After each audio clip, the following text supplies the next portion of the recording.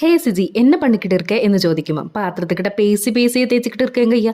അങ്ങനെ ഏത് മൂഡ്, പാത്രം കഴുകുന്ന മൂഡ്, ഏത് മൂഡ്, വീട് തൂക്കുന്ന മൂഡ്, പാട്ടൊക്കെ പാടി ജോലികളെല്ലാം കഴിഞ്ഞു. ഇത്തിരി റെസ്റ്റ് എടുക്കാമെന്ന് കരുതി TV ഓൺ ആക്കിയപ്പോഴോ പുറത്തൊരു സൗണ്ട് നോക്കിയപ്പോഴോ പെട്ടെന്ന് ചേട്ടൻ കൂട്ടുകാരുമായി വന്നു. എന്നിട്ട് ചോദിച്ചതോ,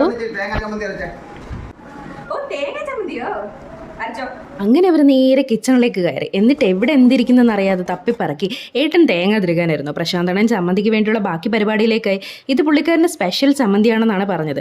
തള്ളി മറിക്കണ്ട, ആദ്യം ചമ്മന്തി വരട്ടെ, എന്നിട്ട് ഞാൻ പറയാം സ്പെഷ്യൽ ആണോ അതോ പോയിസൺ ആണോ എന്നൊക്കെ പറഞ്ഞിട്ട് ഞാൻ എൻ്റെ പാട്ട് നോക്കിപ്പോയി. പിന്നെ അവർ ഫ്രണ്ട്സ് തമ്മിൽ അടുക്കളയിൽ പണി തുടങ്ങി.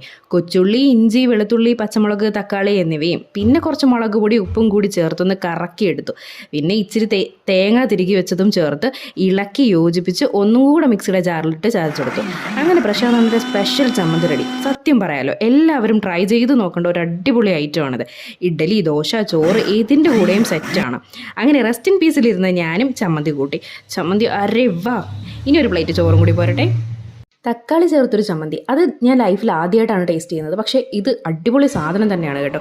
പിന്നെ അന്നാമ്മ ജോലി കഴിഞ്ഞ് വന്നപ്പോൾ പുള്ളിക്കാരിക്കും കൊടുത്തു ഇച്ചിരി ചമ്മന്തി.